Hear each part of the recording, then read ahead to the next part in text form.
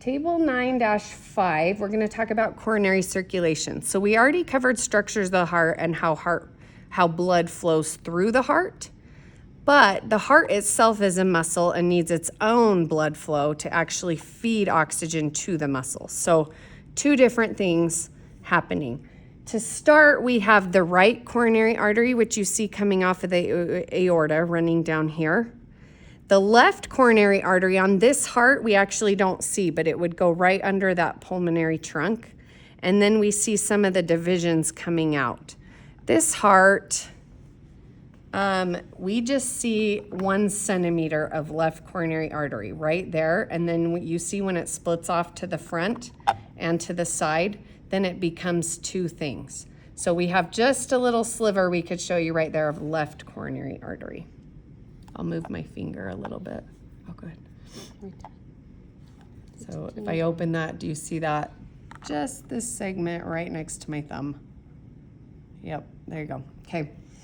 So our right coronary artery has a couple of things that come off of it. First and foremost, on this heart, the last one that comes over the furthest, this is called our marginal artery. On this heart, you can see it. This one's a little bigger, but we come down. Here's our right coronary artery, and at the bottom, this one feeds in right there. So this is our marginal artery. And if we continue through right coronary artery to the back, we turn into the posterior interventricular artery, just meaning backside in between the ventricles. So right coronary artery has marginal artery and posterior interventricular artery. The left coronary artery splits. We have first, I'm going to go back to this heart because it actually shows the splits very nicely. So our left coronary artery goes into our anterior interventricular artery, and then it comes and turns and becomes the circumflex artery, which the circumflex artery goes all the way around and behind the heart. So in this heart, we can see it coming just around, and it's gonna tuck under right there. So that's our circumflex artery.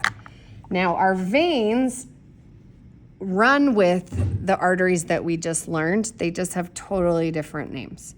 So the biggest really of all the arteries is the anterior interventricular artery, part of the left coronary artery.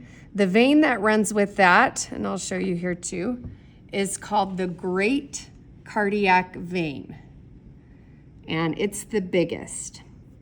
The next biggest is going to run with the posterior interventricular artery, which is that guy. And he is called the middle cardiac vein. So we're just going in size order. The smallest one is going to run with the marginal artery down here, and that's going to be the small cardiac vein. So all of these arteries that we just talked about, they diffuse oxygen into the muscle through capillaries, and then the blood's going to go back through all these veins. All these veins are going to pull back into the coronary sinus right here. That coronary sinus, if you remember, is going to open up into the right atrium. And so all that blood flow to the heart comes back to the right atrium just to go through the heart flow again to get more oxygen. So that's how that pathway works.